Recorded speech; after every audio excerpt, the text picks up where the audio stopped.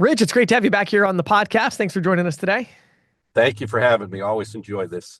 Yeah, me too. So we talked a couple of weeks ago about kind of the opportunity of the merchant services space, and then last week talked about kind of that first month and what it looks like to get started.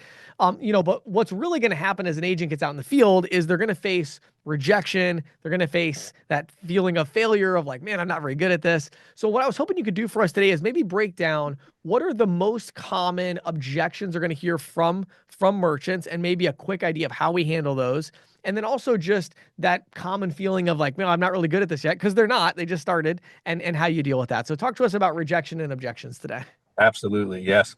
I always say that the hardest door to overcome is this car door right here. Because when you Yeah. really visualize representatives, and we've all done it. And I know Yeah. I'm speaking to a lot of representatives. You're driving out in the area and they tell you to cold call, and you get out there. It's like you're looking at different businesses and it's like, they look busy, or I don't know if I want to bother them, or I had a bad experience with that type of business.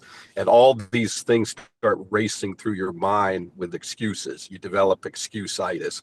So the philosophy that you want to have is know exactly where you're going, get out there in the field, and go start contacting merchants. And you have to understand that you're going to get rejection. Sometimes people Right. think, well, Rich Norton, you've written 600 in 1 year, or you write 300 plus every single year. When you walk into a business, it's just paved gold, and people are like, hey, Rich Norton is here. Where do I sign? Now, that may happen once in a while, but we get rejection. And I've taken people in the field with me, and I'm like, are you learning anything? They're like, yeah, I'm learning that I got to go to work.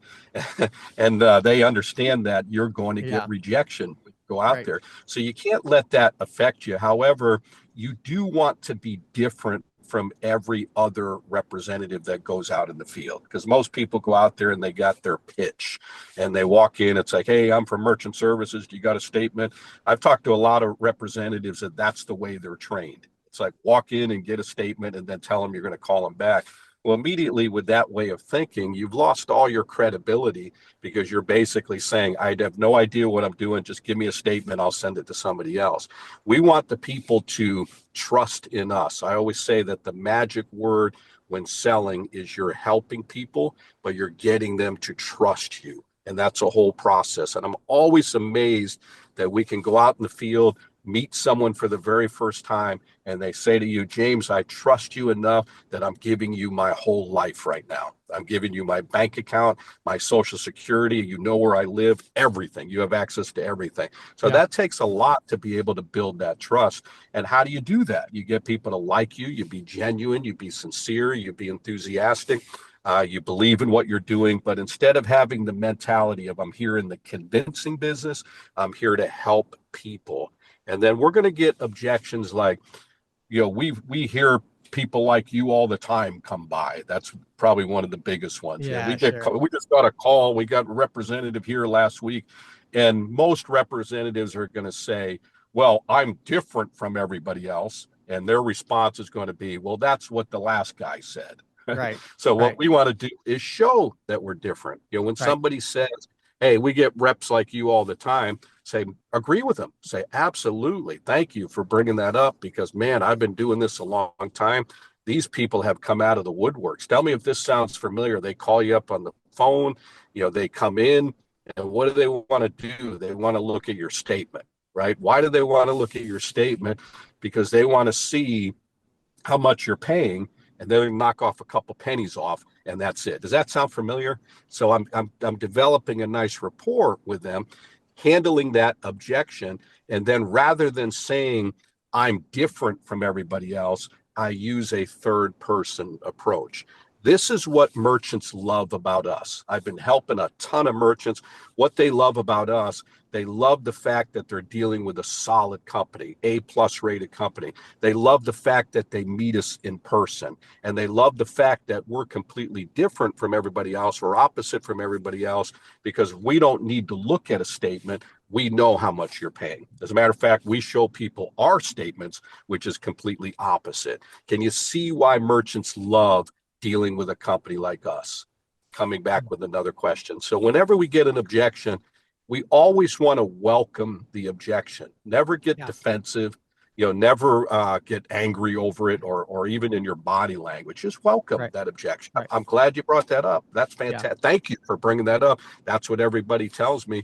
This is what we've been able to do to help them, give a little testimony and then come back with another question, because the one that's asking the questions is the one that has the control of the scenario. Yeah. Rich, one thing I was thinking when you were talking is I wonder, especially for the experienced agents, they listen to you all the time on here, and they're like, oh, yeah, Rich is the guy that does 300 to 600 deals a year. How many businesses on average would you say you walk into in a given day? And how many business owners do you talk to in a given day? Yeah, great question. Be prepared to go out and talk to 25 businesses a day. This is the mindset that I teach everybody. Now, what's going to happen as you build momentum and as Hmm. you build a pipeline, what you find, it's very rare that you have to talk to 25 businesses a day. There's days where I'll go out and talk to two and write them both up. There's days like yesterday that I looked in the mirror and I said, Rich, you suck at this today. What's wrong with you? And I got rejection. Everything wasn't going right. People are nasty couple people. I'm like, man, I feel like the new guy out here. I'm getting my what kick. That happens. But here's what happens. Here's the exciting part about that, is that if I do that, and I may only get one, or very rare, maybe not get anything, I know if I keep doing that the next day with the same attitude, never letting that affect me, or the Right. next door, I'm going to produce. And this is what everybody needs to understand. The system works. It Yeah. definitely works. And we have to remind ourselves of that. Be prepared to go out and talk to 25 businesses a day. If you do that over a period of time, your life will be incredible. It'll be Yeah. amazing. You'll have a great career. Yeah. Good stuff, Rich. Rich, tell us where we can go to learn more about your team and the training programs you have available.